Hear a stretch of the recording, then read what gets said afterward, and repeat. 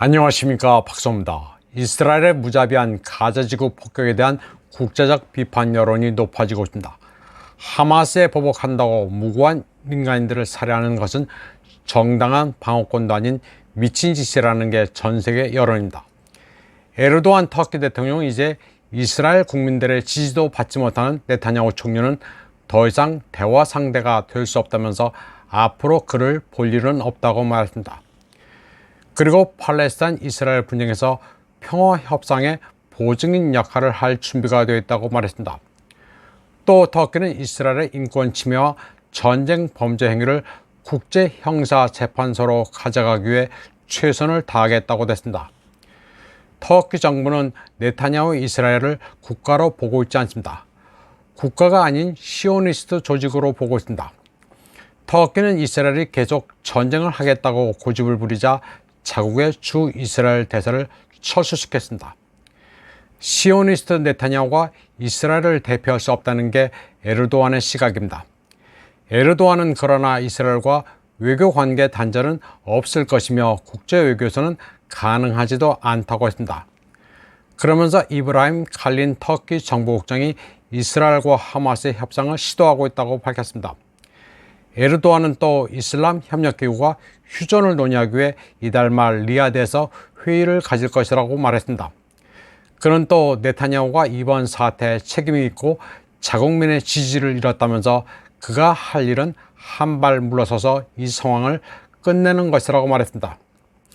또 터키 정부는 동예루살렘을 수도로 하는 독립 팔레스타인 국가의 가자지구를 포함시켜 지속적 평화를 이루는 방안을 연구하고 있다고 말했습니다.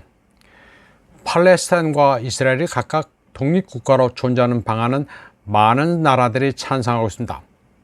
러시아와 중국도 이 방안만이 평화를 가져다 줄 수 있다는 입장입니다.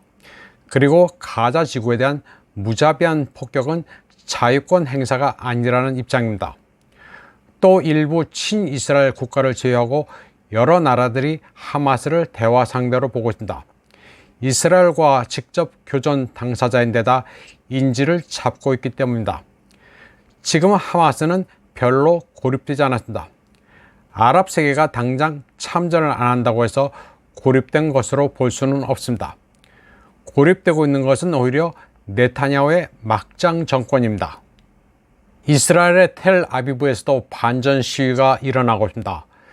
네타냐후 같은 극단적 시오니스트를 제외한 정상적 유대이즘의 시민들은 다들 일방적 학살을 멈추고 휴전을 하라고 외치고 있습니다. 종교와 이데올로기를 떠나서 이게 극히 정상적인 인간의 반응입니다. 전쟁도 아닌 학살을 저지르는 게 정상적인 국가가 할 일이 아니라는 판단을 하고 있는 것입니다.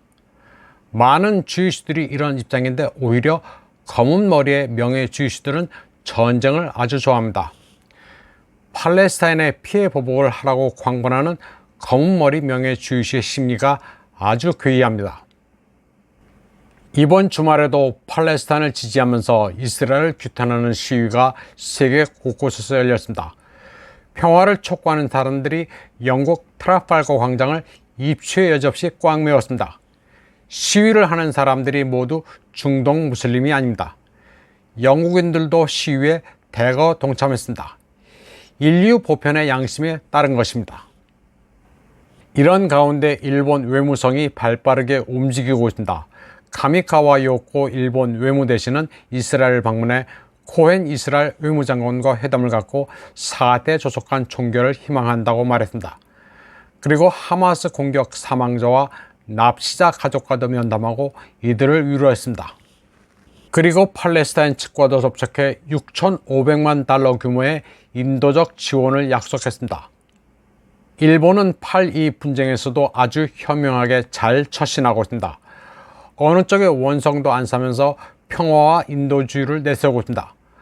우리도 옆집이 어떻게 하고 있는지 잘 봐둘 필요가 있습니다.